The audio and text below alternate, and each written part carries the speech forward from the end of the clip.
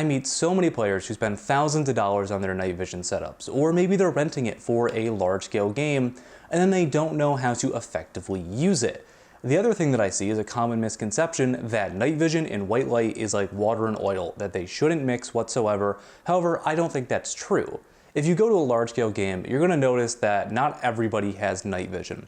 Oftentimes it's going to be 50-50, maybe 60-40 split between people who have night vision and people who only have white light.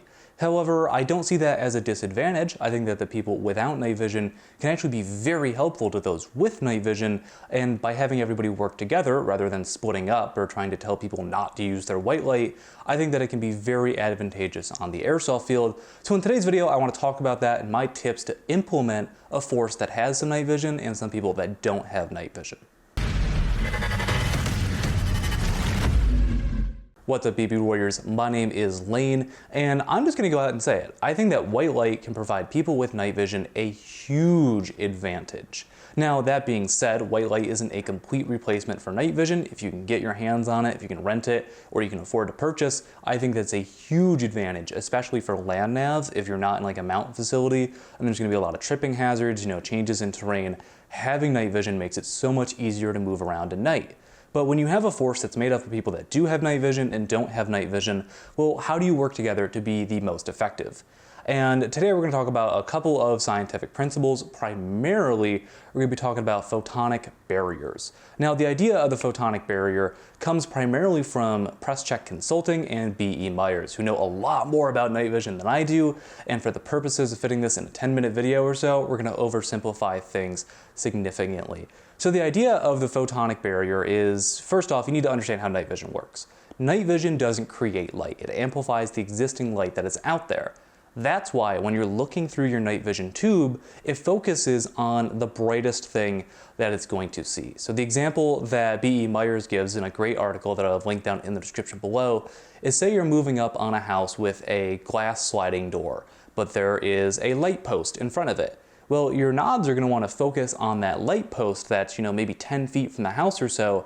And because it's focusing on that light that's in front of the house, the stuff behind the light, from the light to the house itself, is going to be much darker and out of focus, and you're not going to be able to see what's beyond that light post. The issue with that is that creates a great opportunity for people to hide in. So even as you're moving up on this glass sliding door that in the day you'd be able to see through, you're not going to see the guy on the other side with his rifle pointed at you because your tubes are too focused on that light between you and the house. Now, if you want to be able to experience this, like right now, a great way to do it without having to have nods is go outside, go out to the street on a bright sunny day. If you look back into the windows of your house, even if the lights are on inside, on a bright day, you're probably not going to be able to see inside the house through the windows. It's going to be very dark, right? That's basically the same thing. The science isn't exactly the same, but that's the best way that you can see this phenomenon short of not having night vision on and going and experiencing it for yourself. The reason why I think that players with flashlights can be super beneficial to those with night vision is using the photonic barrier to your advantage to make it so that people with night vision can maneuver with a lot more concealment than if they weren't working with people with flashlights. Because, at this point, night vision is so prolific in Airsoft that you have to assume the other team has night vision. Even if it's the same as you or only half of them do, that is a huge force multiplier. So how do you coordinate your players with the people who have nods and the people who don't have nods to be as most effective as possible and take advantage of that barrier? Well, let's take a look. On this poorly drawn diagram, let's assume that the folks on the left are your enemies. They're a mix of people with and without night vision. On the right, we're going to have the people on your team that do have night vision. What you're going to want to do is you're going to want to use the players who only have white light as a barrier between you and them. We'll draw them in white circles. So the idea is that by putting these people between you, when they're using their white light, which will, just kind of show with these V shapes right here, is they're essentially creating an artificial barrier between the people on the other team and you. And by having their white lights going, and they don't need to be going all the time, the idea is that by creating that photonic barrier, the people with nods around here on the side are then going to be able to move with a little bit of concealment, because anybody with night vision on the enemy team isn't going to be able to see you through the barrier that their white light creates.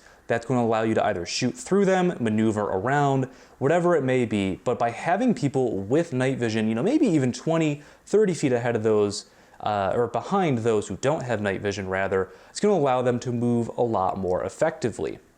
I'm not saying that the people with white light should be bait necessarily, but they are going to be the force that is seen once they turn on their flashlights, because, you know, the throw of a white light is much smaller than where the light source can be seen from on the other side. So they are going to become somewhat of a target for the other team. However, I think that people with white light using that as, again, as an artificial barrier that helps those with night vision move around undetected, or maybe detected less when the other team has night vision. The other way that people with night vision can work with those who do not have it is going to be tracer rounds, because obviously, you know, people with their night vision, they want to be using, you know, their IR flashlight or their IR laser. So, you know, using tracers lets people who don't have night vision have an idea where to shoot from. You know, they can do searching fire, especially if they have a machine gun, for instance, and that's going to allow them to be effective. They might also just see people with their white light when they shine it on their positions.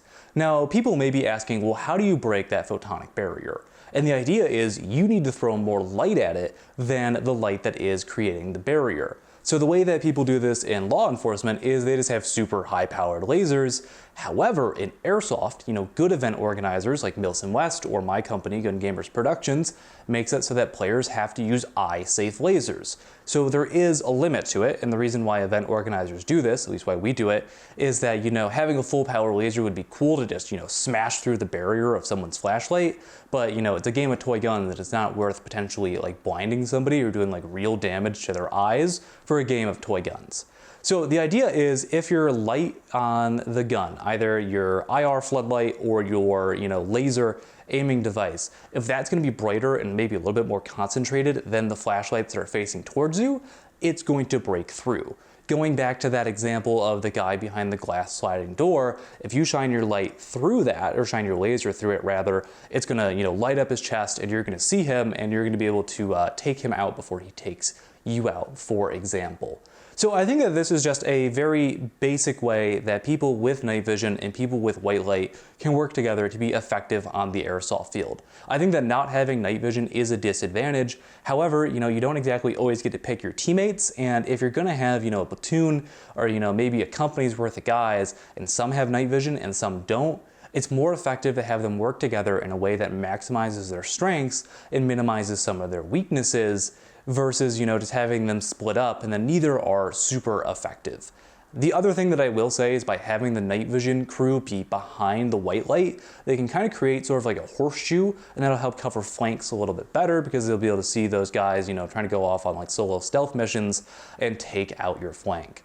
So this was a very oversimplified guide on how I would use night vision in an airsoft game combined with white light. Again, I don't think they're water and oil. I think that they can be used together, and it can help make sure that everybody has fun on the airsoft field. But I know that this was a much different video, and I just want to say a huge thank you for watching, and also a big thank you to our channel members who help make videos possible. If it wasn't for them, honestly, the BB Warrior would not exist today. I love chatting with our members, getting ideas for new videos, being able to go out to games to get ideas for videos like this one. I saw this adminning at our latest event, Remnant, saw that players weren't really working to the best of their abilities at night, and I thought this would be a helpful video. So a big thank you to all of our channel members, but that is going to do it for today. If you want to see more content like this, you know, leave a comment down below, let me know your thoughts on using night vision in Airsoft. But my name is Lane, and I will see you all next time.